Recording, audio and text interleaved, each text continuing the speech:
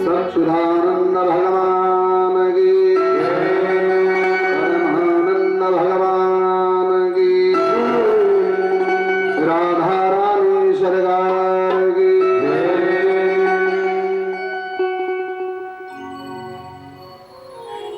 प्रणम्यं वीरतादेव गौरी पुत्रं विनायकं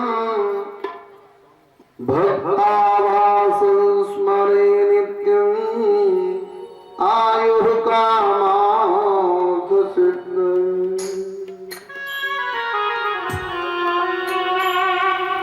सुखदेव जी महाराज राजा परीक्षित को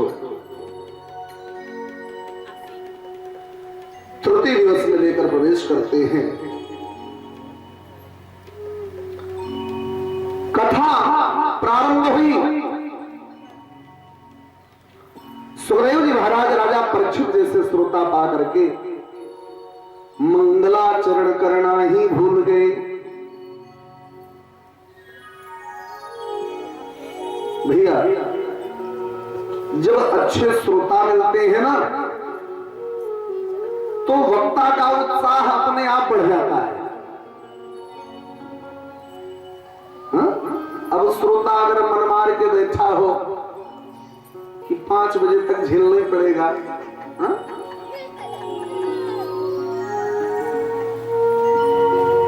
तो भैया न सुनने में आनंद आता है और नहीं सुनाने में। यही स्थिति वहां हुई है कि सुखदेव जी महाराज राजा परीक्षित जैसे श्रोता को पाकर के मंगलाचरण करना ही भूल गए। सीधे कथा बरीहानि सती प्रश्न कृतो लोकहितुं नृप आत्मभित्सम्मतः पुंसां श्रोतव्यादिषु यः परम्। वरीयानि सते प्रश्नः वरीयानि सते प्रश्नः कृतो लोकहितं नृपः आत्मवित्सम्मत पुंसां श्रोतव्यादिषु यः परम्। वरीयानि पहला अक्षर अमृत बीज पिला करके मानो सुखदेव जी महाराज यह सिद्ध कर रहे हो कि अब आपको मृत्यु का भय नहीं सताएगा। भैया अगर किसी को यह पता हो कि आज के 7वें दिन उसको मरना है और कोई आकर के कहे भैया आपको 7वें दिन मरना है, लो आज अमृत पी लो, तो उसके लिए तो बहुत खुशी की बात होनी चाहिए ना। अगर हम लोगों के साथ ऐसा हो तो हम लोग तुरंत लेकर के घटाघट अमृत, कि कम से कम जितना ही ज्यादा जिएंगे उतना ही पेंशन मिलेगा ना। ए भैया राजा परीक्षित ऐसा नहीं किए। जैसे ही कथा प्रारंभ हुई कि देवता लोग छल करने के लिए एक घड़े में अमृत लेकर के आए और लेकर के सुखदेव जी के सर्वत प्रकट हुए कि महाराज मैंने सुना कि राजा परीक्षित को आज के 7वें दिन मरना है, तो मरने से पहले इनको हम अमृत पिला देते हैं, मृत्यु का भय खत्म। एक नहीं 1,00,000 तक्षक भी दंत करेंगे तो इनकी मृत्यु नहीं होगी। भगवान सुखदेव जी महाराज कहने लगे कि भैया हमसे क्यों कह रहे हो, पीना है इनको पूछो कि कथामृत पीना है कि अमृत पीना है। देवता लोग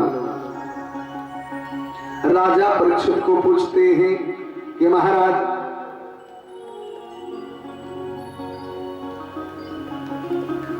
आपको मरने का ही भय है ना, तो लीजिए मैंने आपके लिए अमृत लाया है, ये कथा हमको दे दीजिए और अमृत आप ले लीजिए। राजा परीक्षित के नेत्र सजल हो गए। क्या कह रहे हो देवताओं,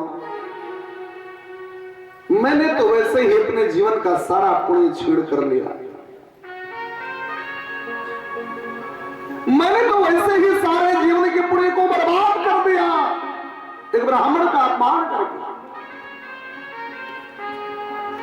महाराज, इस अमृत की हमको आवश्यकता नहीं है। क्यों? क्व कथा क्व सुधा भागे, क्व कांच क्व मणिर्महा, क्व कथा क्व सुधा भागे, क्व कांच क्व मणिर्महा। कहां भगवान की अमृतमयी कथा और कहां आपका यह तुच्छ अमृत।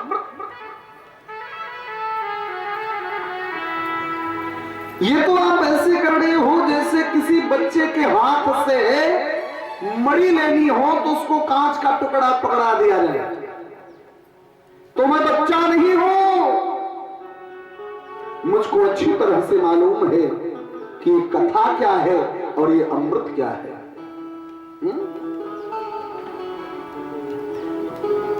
अमृत पी करके मैं दीर्घजीवी बन सकता हूं, मुझको लंबा जीवन मिल जाएगा, लेकिन क्या करूंगा लंबा जीवन लेकर के? लोग यही कहेंगे कि वही राजा परीक्षित है कि जिसने ब्राह्मण के गले में मरा हुआ सर्प डाल करके ब्राह्मण का अपमान किया। तो ऐसा जीवन किस काम का?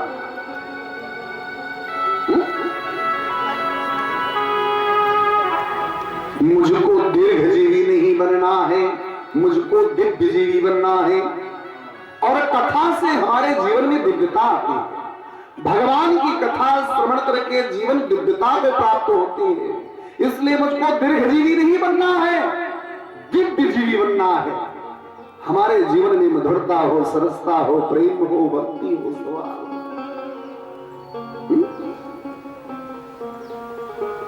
अब देखो भैया,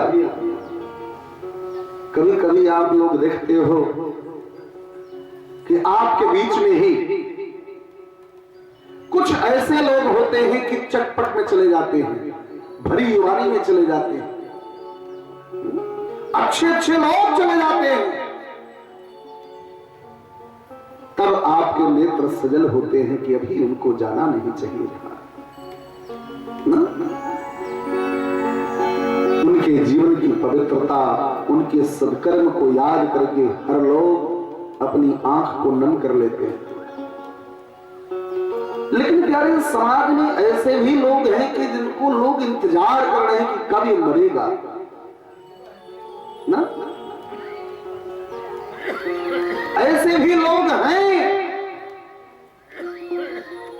कि जिनको लोग इंतजार कर रहे हैं कि कब इनका यहां से गमन होगा।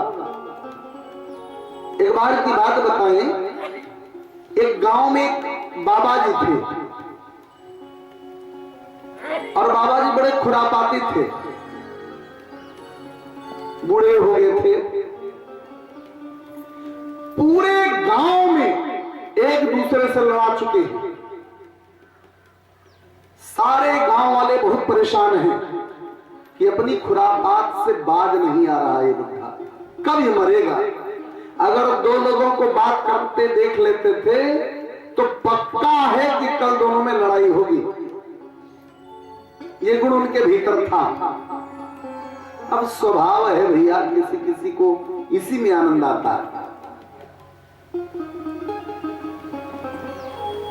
बुढ़े बाबा पूरे गांव में ये अराजकता फैला चुके हैं कि एक दूसरे को लड़ा करके उनको आनंद मिलता था। एक समय के बाद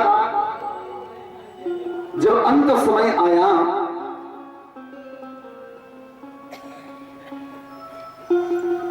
तो बुढ़े बाबा बहुत बीमार पड़ गए। भैया, ऐसे लोगों का प्राण भी इतनी आसानी से नहीं निकलता।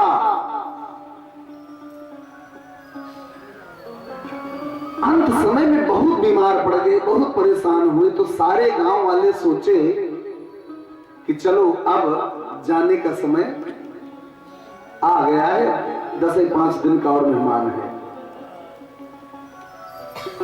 सारे लोग देखने जाने लगे। तो बुढ़े बाबा सारे गांव वालों से कई बात कहते थे, भैया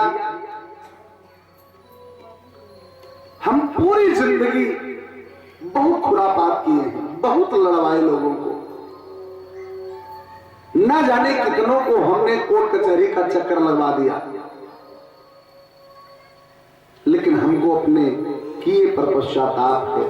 हमारी केवल एक अंतिम इच्छा है कि जब मैं मर जाऊं तो मेरे मुंह में आप लोग एक खूंटा बनवा करके ठूस दीजिएगा। जब हमारी जीभ टूटेगी तब इसका पश्चाताप होगा। गांव वाले सोचे कि अच्छा देखो यही है, मरने के समय पे आदमी कितना सुधर जाता है। गांव वाले सब सोचे बल्कि अभी और थोड़े दिन जी जाते तो ज्यादा अच्छा था, लेकिन भैया सबका समय निर्धारित है। वक्त आया कि उनका प्राण निकल गया, और जब प्राण निकल गया सब लोग अच्छे से डोली पर बैठाए, बांधे बांधे क्या क्या अफन कप्पन सब लगा दिए, और जब चलने की बारी आई तो एक सज्जन कहे यार एक काम तो हम लोग किए ही नहीं। वो बोले थे कि हमारे मरने पे मुंह में हमारे खूंटा ठूस दीजिएगा, तो वो काम तो अभी हम लोग किए ही नहीं। बोले हाँ हाँ एक खूंटा जल्दी से लाओ। एक सज्जन गए, बांस वाला खूंटा जो पहले टेंट में लगाया जाता था, देखे थे कि नहीं आप लोग? देखे ना? वही वाला खूंटा एक लेकर के आए और बाबा जी के मुंह में डाल के पूरे गांव वाले सोचे यार हमसे भी यही कहे थे, हमसे भी यही कहे थे। तो सब लोग हाथ इक्के साथ लगाए और मुंह में ठूसा, खूंटा ठूस दिए। जब मुंह में खूंटा ठूस दिए तो खूंटा मुंह में डाले डाले लोग कंधे पे लेके जा रहे हैं। हरि का नाम सत्य है, हा? जैसे हम लोग कहते हैं राम नाम सत्य है। सामने से दरोगा जी चले आ रहे थे। दरोगा जी देखे कोई मर गया तो एक सज्जन से पूछे कि कैसे हुआ ये? तो कहीं देख नहीं गए हो? मुंह की तरफ देखे तो मुंह उनके खूंटा ठूसा है। पूछे दरोगा जी कौन ठूसा ये? कहे पूरे गांव वाले लोग मिल करके ठूसे। दरोगा जी थाने पे फोन किए कि बड़ी वाली गाड़ी लेकर के आओ। अब पूरे गांव के जितने लोग थे सबको थाने लेकर गए। मरते हुआ कटक से ये स्वभाव होता, किसी किसी को इसी में आनंद आता है। दो लोगों को हंसते नहीं देख सकते, ये स्वभाव। आज राजा परीक्षित जी महाराज सुखदेव जी को कहते हैं कि प्रभु लंबा जीवन लेकर के करूंगा भी भला मैं क्या, मुझको दीर्घजीवी नहीं दिव्यजीवी बनना है।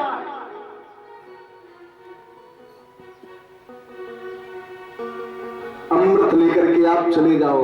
अमृत को ठोकर मार दिया लेकिन कथा अमृत नहीं। ए भैया ये वो कथा है कि जिसको सुनने के लिए देवता लोग तरसते हैं। ये यहां का ग्रंथ नहीं है, ये देवलोक का ग्रंथ है। इससे पहले ये सितारों में बस रही थी कहीं, इसे जमीन पर उतारा गया है मेरे लिए, इसे जमीन पर उतारा गया है मेरे लिए। ये हम सबके लिए इस धरती पर आई, ये देवलोक का ग्रंथ है भैया। इस कथा को सुनने के लिए देवता लोग भी तरसते हैं, और जहां भगवान की कथा होती है वहां देवता लोग भेष बदल बदल करके कथा सुनने आते हैं। कभी कभी आप लोग देखे होंगे कि आपके कथा पंडाल में इर्द गिर्द ऐसे लोग आपको दिखलाई पड़ते हैं जिनको आप कभी नहीं देखे रहते हो। अब विचार करना कि वो है कौन।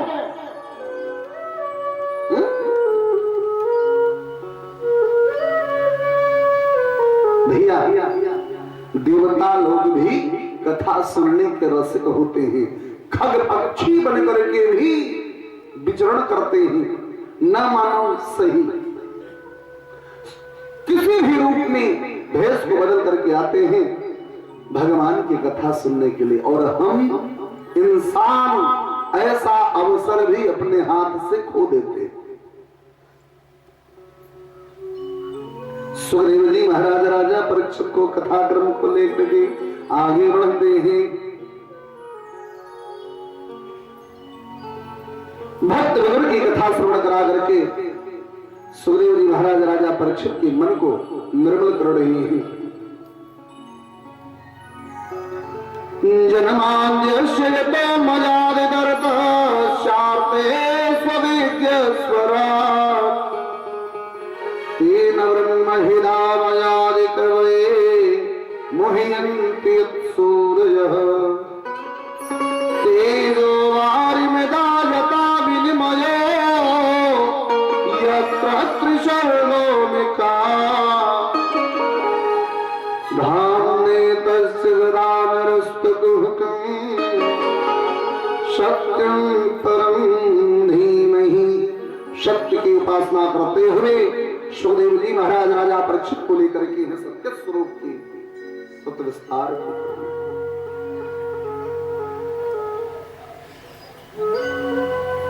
महाभारत की कथा हम सबने कल एक दृष्टि में देखी। आज सुखदेव जी महाराज राजा परीक्षित को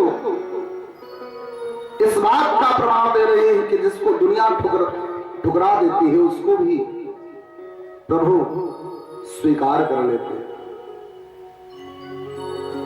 विदुर जी महाराज जब दुर्योधन ने उनको राजमहल से अपमानित करके बाहर निकाल दिया था, दुर्योधन ने विदुर जी की नीति के कारण विदुर जी की नीति से संतुष्ट नहीं थे। क्योंकि भैया हम युवान लोग बुजुर्ग की बात मानने के लिए तैयार नहीं होते।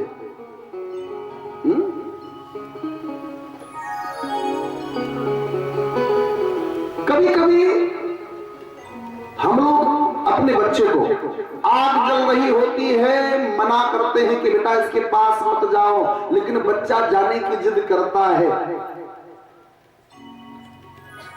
बार बार मना करते हो, बार बार जाता है।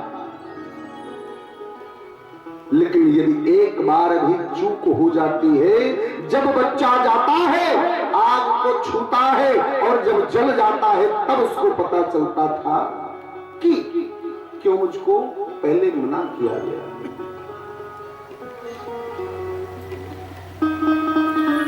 भैया यही भूल हम लोग भी कर रहे हैं। आज हम युवाओं को बुजुर्गों की बात अच्छी नहीं लगती।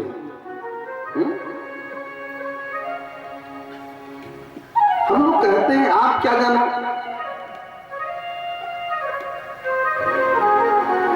आपको कुछ पता भी है?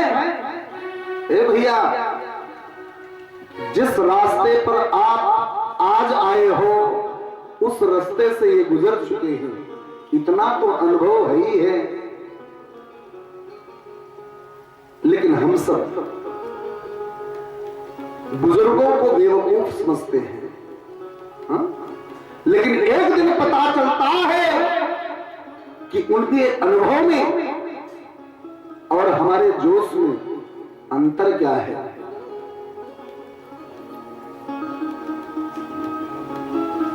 पांडव जब अज्ञातवास से लौट करके आए, दुर्योधन पांडवों को कहता है कि मैं आपको आपकी भूमि देने के लिए तैयार नहीं हूं, और हां, यदि अपनी भूमि वापस लेनी है तो मुझसे युद्ध करो। अगर युद्ध में जीत जाओगे तो आपकी संपत्ति आपको वापस करो। पांडवों ने कहा महाराज मुझको मेरी सारी संपत्ति मत दीजिए, मुझको 5 गांव ही दे दीजिए। दुर्योधन ने कहा बिना युद्ध के सुई की नोक के बराबर भूमि भी देने के लिए मैं तैयार नहीं हूं। पांडव बेचारे मजबूर थे। अर्जुन ने मन में भाव लाया कि चल करके द्वारिकाधीश को पूछना चाहिए, भैया अच्छे लोग किसी सदपुरुष से सहयोग लेकर, अच्छे पुरुष से सलाह लेकर कोई कार्य करते हैं,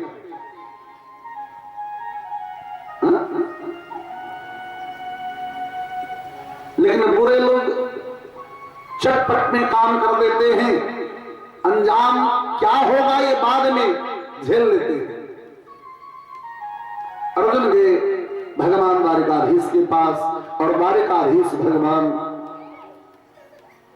अर्जुन को कहते हैं अर्जुन युद्ध की बात अच्छी नहीं है, तुम युद्ध मत करो। संपत्ति के लिए युद्ध करना बहुत बड़ी मूर्खता है। जो संपत्ति यही छूट जाएगी, उस संपत्ति के लिए आपस में लड़ाई झगड़ा करना ये पागलपन है। मैं तो कहता हूं संपत्ति के लिए मत लड़ो। अर्जुन कहते हैं लेकिन द्वारिकाधीश दुर्योधन बिना युद्ध के सुई की नोक के बराबर भूमि भी देने के लिए तैयार नहीं है। भगवान अर्जुन को समझाए कि तुम चिंता मत करो, मैं स्वयं जाऊंगा और जाकर के दुर्योधन को समझाऊंगा कि युद्ध मत करो, शांति से आपस में भाई भाई मिलकर के बांट लो।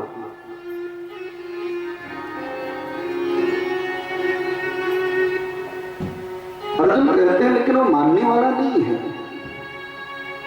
भगवान बोले मैं स्वयं जाऊंगा तब तो मानेगा ना,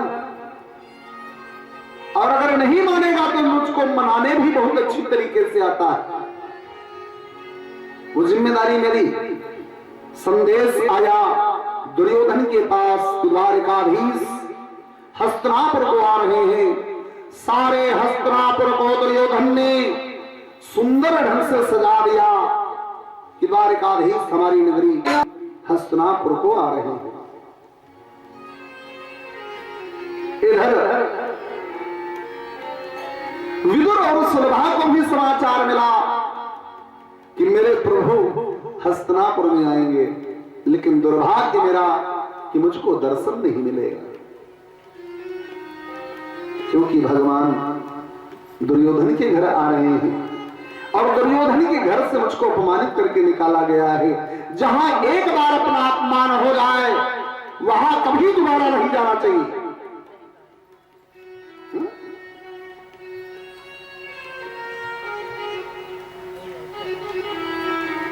देखिए, व्यक्ति को कष्ट सहने का आदी होना चाहिए। कष्ट चाहे जितना मिल जाए झेल लो, चाहे जितना दुख मिले झेल लेना। कष्ट सहने का स्वभाव हमारा होना चाहिए,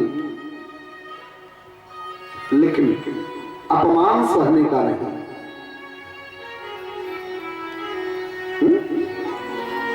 विदुर जी अपमान नहीं सह पाए, राजमहल से निकल गए और दोबारा कभी न लौट करके आने के शपथ रखी।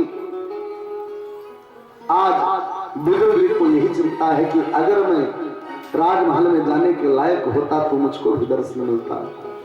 विदुर और सुलभा दोनों परेशान हैं, लेकिन सुलभा ने कहा हमने शपथ लिया है कि हम उनके महल में नहीं जाएंगे, हम मार्ग में ही भगवान का दर्शन कर लेंगे। भगवान जाएंगे तो इसी मार्ग से ना, तो चलिए हम लोग मार्ग में ही दर्शन पा लेंगे। इधर मार्ग में भक्तों की भीड़ लगी हुई है, सारे भक्तजन मार्ग में ही भगवान का आतिथ्य करने के लिए खड़े हैं। भगवान का धर्म ध्वजा फहरता हुआ रथ हस्तिनापुर में प्रवेश करता है, और जैसे ही विदुर जी ने देखा कि धर्म ध्वजा फहरता हुआ रथ हस्तिनापुर में चला रहा है, विदुर जी महाराज भाव से भर गए। धन्य हो ठाकुर, गजब की लीला है आपके नाथ, न सही स्वरूप का दर्शन कम से कम आपके ध्वजा का दर्शन तो मिल ही गया। इधर भगवान और आगे आए, सारे भक्तजन भगवान को ढूंढ रहे हैं और भगवान विदुर को ढूंढ रहे हैं। भैया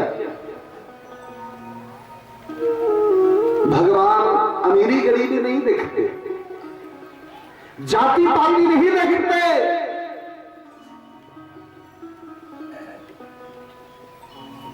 सारे भक्तजन भगवान को निहार रहे हैं और भगवान चारों तरफ ढूंढ रहे हैं कि विदुर चाचा किधर है, दिखाई नहीं पड़ रहे। भीड़ में सबसे पीछे विदुर जी महाराज विदुरानी को लेकर के खड़े हैं। अचानक भगवान की दृष्टि विदुर जी के ऊपर पड़ी। भगवान इशारे ही इशारे में विदुर जी को कहते हैं, चाचा चलो अपनी कुटिया पर चलो, मैं स्वयं आपकी कुटिया पर आ रहा हूं। विदुर जी महाराज ये इशारा नहीं समझ पाए। इधर भगवान गए दुर्योधन के राजमहल में। राजमहल में दुर्योधन ने भगवान के आतिथ्य की बड़ी सुंदर तैयारी किया है। सुंदर सुंदर भोग प्रसाद भगवान को जिमाने के लिए बनाया है। भगवान पहुंचे दुर्योधन के महल में। दुर्योधन ने कुशल क्षेम पूछी कि नाथ कैसे आना हुआ। भगवान मुस्कुराते हुए कहते हैं, दुर्योधन मैंने सुना कि तुम्हारी बुद्धि बिगड़ गई, तुम आपस में लड़ने के लिए तैयार हो, लेकिन मैं यही तुमको संदेश देने आया हूं कि पांडवों की संपत्ति उनको वापस दे दो, आपस में लड़ो मत। मैं यही शांत दूत बनकर के आया हूं। दुर्योधन आग बबूला हो गया कि द्वारकाधीश, अगर आप द्वारकाधीश की हैसियत से आए हो तब तो आपका सम्मान है, लेकिन यदि आप पांडव के शांतदूत बन करके आए हो तो सुन लो, बिना युद्ध के सुई की नोक के बराबर भूमि भी देने के लिए मैं तैयार नहीं हूं। भगवान यह शब्द सुनते ही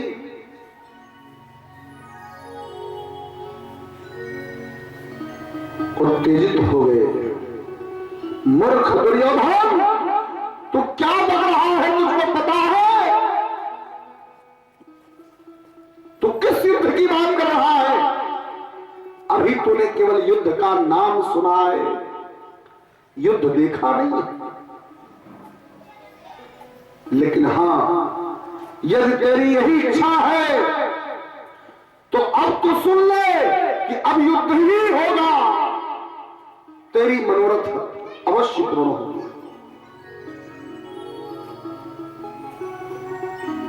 भगवान को बिगड़ते देख करके सपनी मामा ने देखा कि वो सारा काम बिगड़ गया।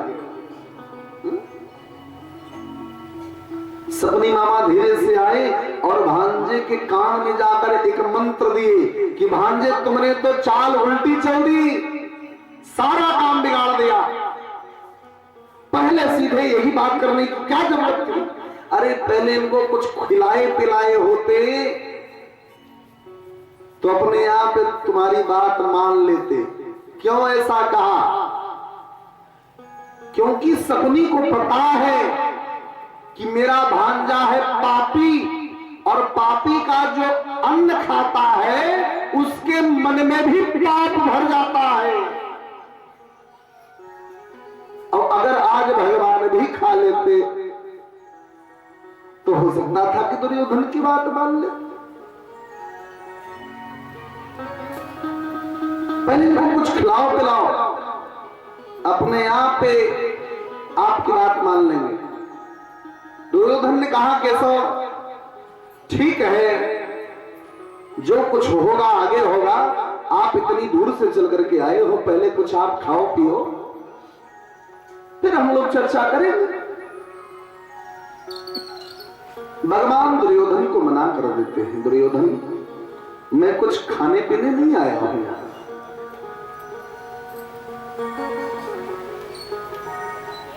और हां,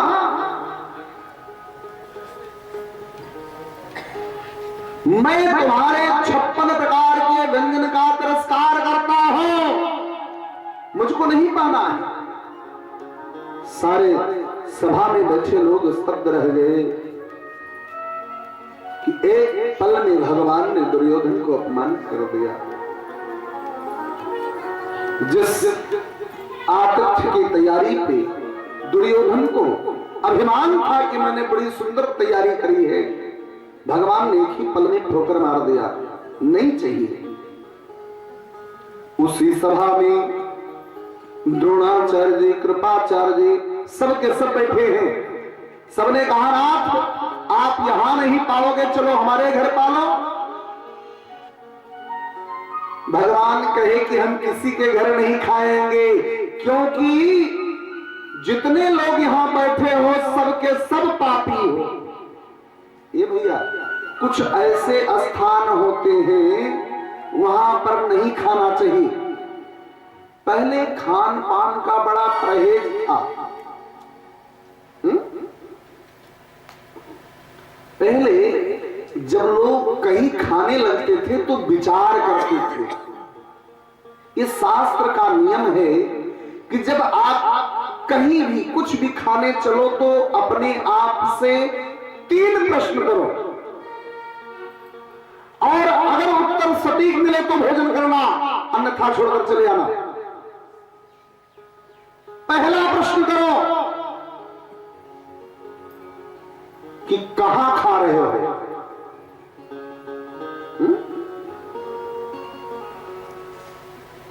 जहां हम खा रहे हैं क्या वो खाने का स्थान है? क्या वह स्थल उचित है? क्या खा रहे हो? अगर स्थल उचित भी है तो हमको ऐसी चीज नहीं खानी है कि जो हमारे लिए अमर्यादित है।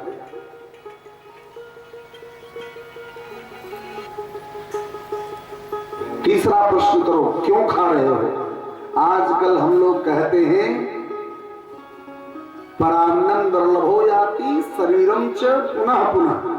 ना पराया अन्न बड़े भाग्य से मिलता है, तो आज मिला है तो जम करके खाओ। ये भैया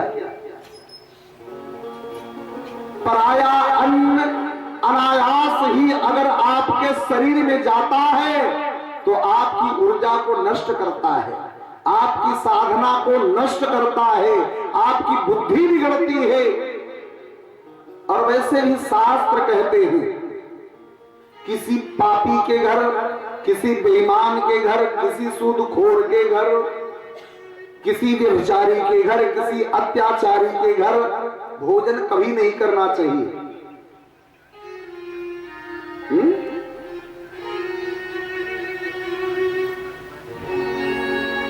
अब अगर ये वाला सिस्टम लागू कर दिया जाएगा तो आज किसी के घर भोजन करने के लायक रहा ही नहीं है।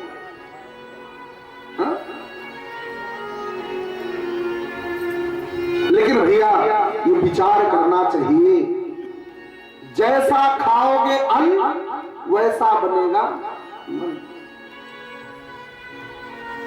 आसन और रासन दो का बहुत बड़ा महत्व है।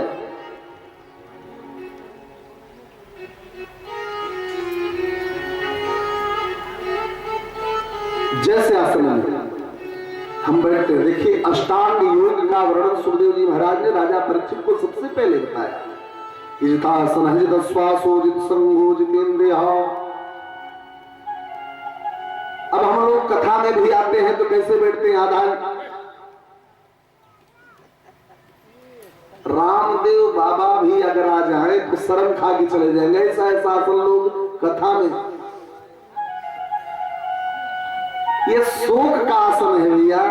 हर आसन का अलग महत्व है। साधना के लिए सुखासन कहा गया है, योगासन कहा गया है, पद्मासन कहा गया है। ये सब आसन किसी श्रेणी में नहीं आते। और रासन आप देखिए, जो मेहनत मजदूरी करते हैं, जो ईमानदारी से कमाते हैं, जो परिश्रम से कमाते हैं, उनके घर की शालीनता, सभ्यता, सज्जनता आप जाकर के पास से देखो कि उनके परिवार में ठाकुर जी की कृपा हर किसी के ऊपर होती है। मैं कल यही बात अपने प्रधान यजमान विमलेश श्रीवास्तव जी से कर रहा था कि आप अपने परिवार को कितने सुंदर ढंग से सजाए हो। आपकी सरलता, सज्जनता, यही आपके बच्चे लोग भी सीख लिए। और भैया वैसे भी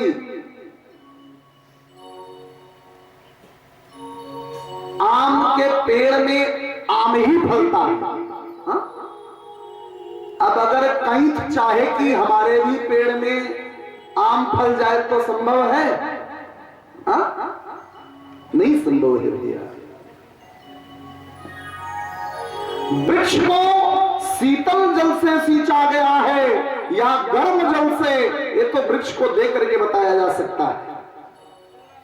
आज हम लोग यही करते हैं ना, किसी बच्चे को चौराहे पर गलत काम करते देखते हैं, समझ जाते हैं कि इसके घर का संस्कार कैसा होगा। व्यवहार से संस्कार का दर्शन हो जाता है।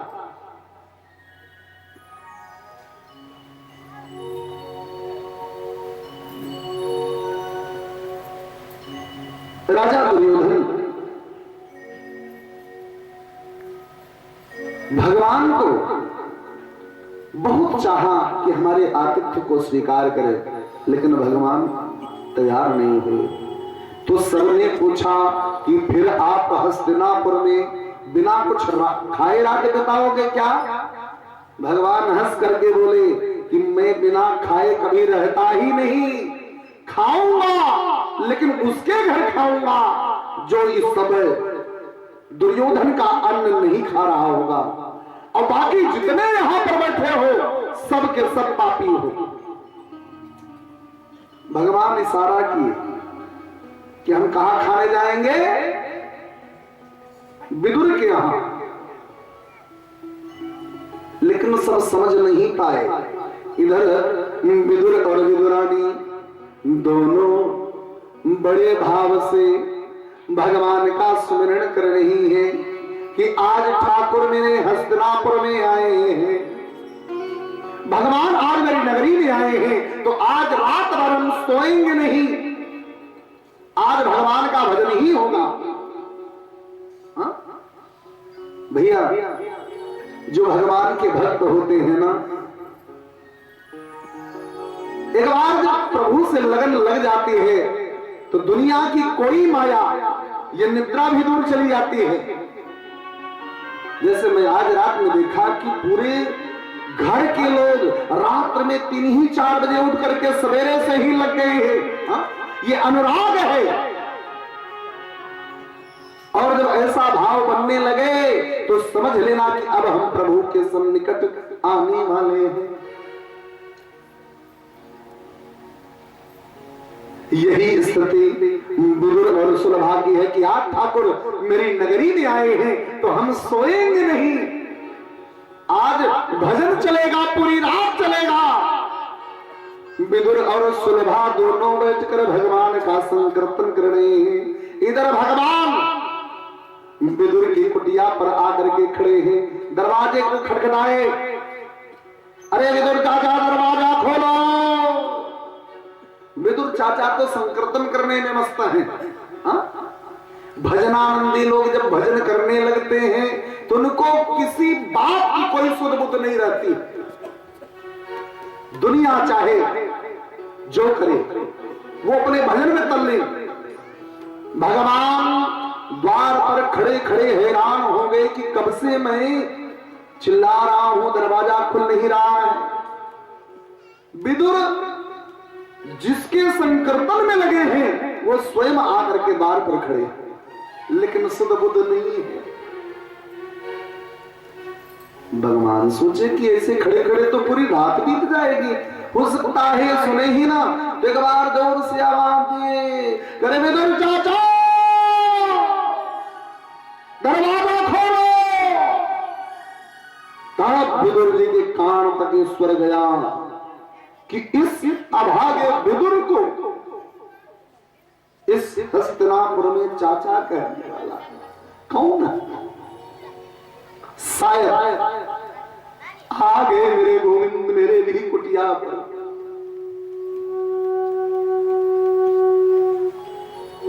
भगवान आज गरीब की कुटिया पर पहुंचे।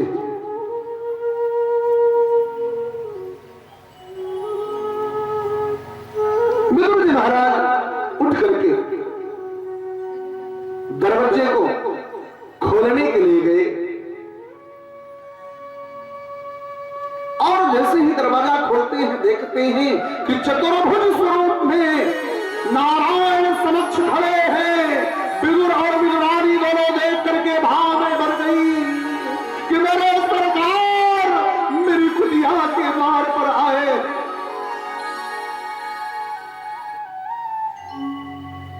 भाव का भूखा हूं मैं और भाव ही बस पार है।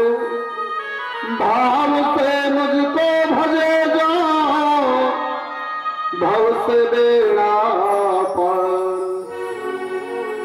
भगवान अमीरी गरीबी नहीं देखते। आज गरीब की कुटिया पर भगवान पहुंच करके गरीब को भी अपने दिव्य स्वरूप का दर्शन दे। विदुर और विदुरानी दोनों भगवान को एक टकी लगा करके निहारने लगे। थोड़ी देर बीता, भगवान कहने लगे, रे चाचा यही द्वार पर खड़े रखोगे कि हमको भीतर भी आने को कहोगे?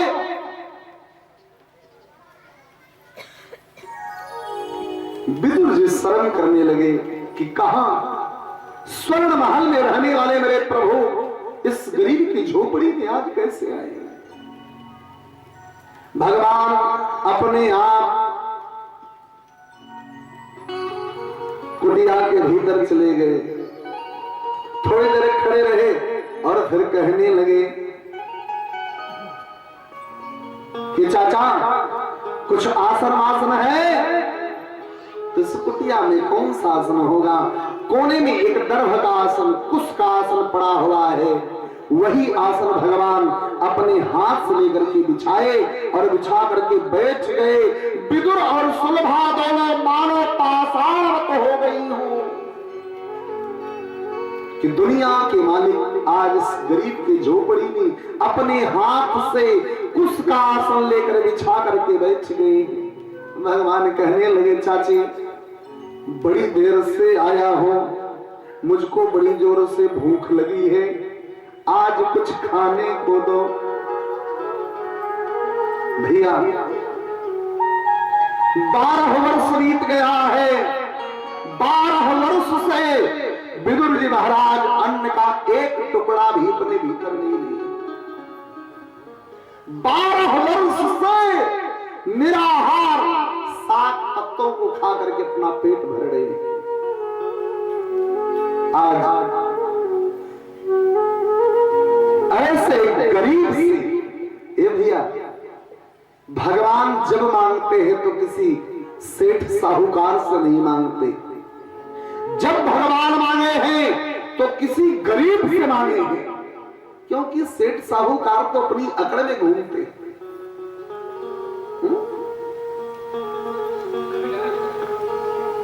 भिखारी की औकात है कि किसी मंत्री जी के सामने जाकर के हाथ फैलाए, उसको बेचारे को तो घर के भीतर ही नहीं जाने दिया जाए।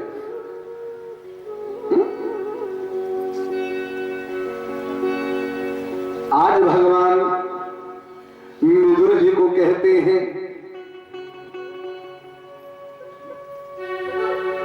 कि चाचा विदुर कुछ खाने को दीजिए, और विदुर के घर में कुछ नहीं है। विदुर और सुलभा दोनों भाव से भर गए कि गरीबी क्या कुछ न सिखा दे।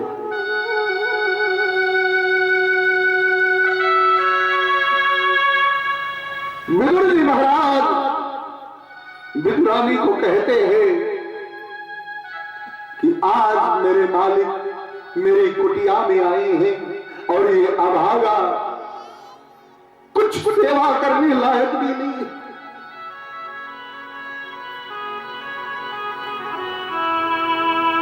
भगवान समझ गए कि विदुर चाचा के पास खाने को कुछ नहीं।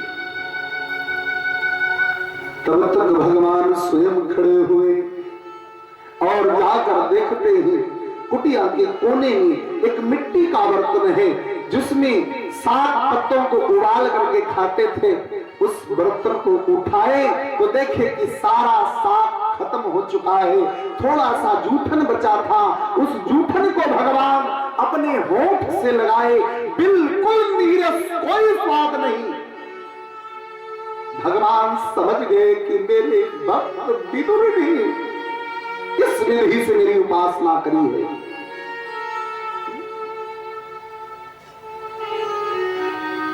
भगवान के लिए कुछ करके तो देखो।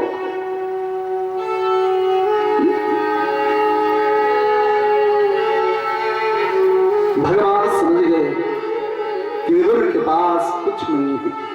भगवान अपनी माया से उस पात्र को भर दे और भर करके लेके आते हैं। चाची जी के सामने बैठ गए और कहने लगे कि चाची इतना सब तो रखी हो खाने को और मुझको कारी हो कुछ नहीं है। सुलभा के नेत्र सजल हो गए। ठाकुर क्या करने जा रहे हो, ये मेरा जूठन है। और अभी तो मैंने सब खत्म करके रखा है, भर कैसे गया। विदुर और विदुरानी समझ गए यही तो मेरे ठाकुर की लीला है।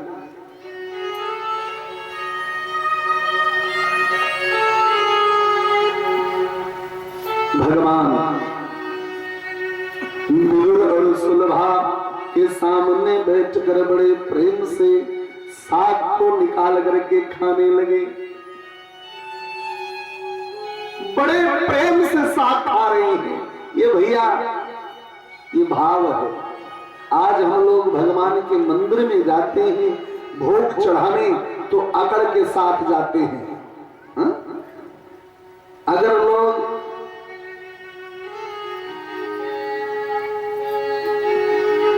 पाँच किलो लड्डू ले करके जाते हैं भगवान के लिए तो वो अकड़ होती है कि हम भगवान को भोग लगाने जा रहे हैं।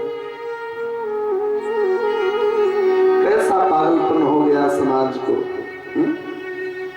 जो दुनिया का भरण पोषण कर रहा है, जो आपको नित्य भोग दे रहा है, उसके लिए भी ऐसी अकड़। हम लोग भगवान को भोग लगाने जाते हैं उसमें भी अहम होता है और 10 लोगों को बताते हैं।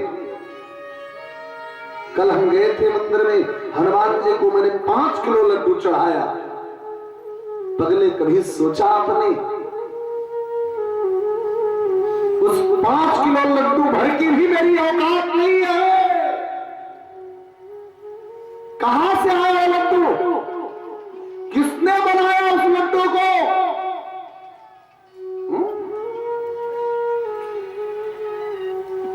नहीं भैया ऐसा भाव मत रखो। भाव ऐसा रखो कि त्वदीयं वस्तु गोविंदः तुभ्यमेव समर्पयेत्। ये मेरा है क्या?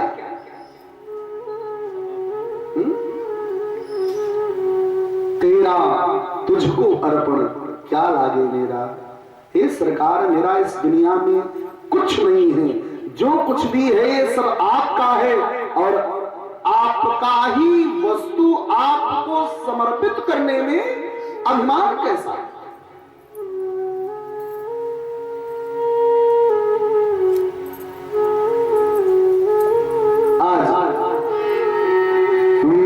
चाचा और सुलभा दोनों स्तब्ध हुए।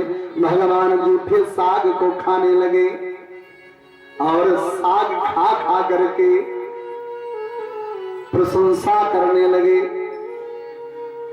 कि विदुर चाचा सच कहो, ये साग इतना स्वादिष्ट है कि ना इतना स्वाद मुझको कभी गोपियों के दूध दही मक्खन नहीं आया, न ही रुक्मिणी के बनाए व्यंजन में आया जो स्वाद हमको इस जूठे साग में।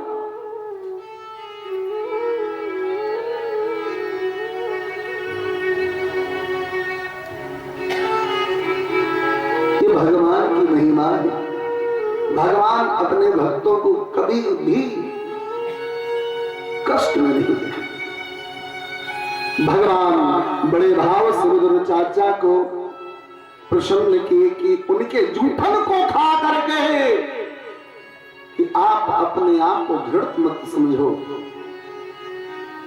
क्योंकि भैया जिसके जूठन को भगवान खा रहे हो क्या वो कोई साधारण भक्त हो सकता है?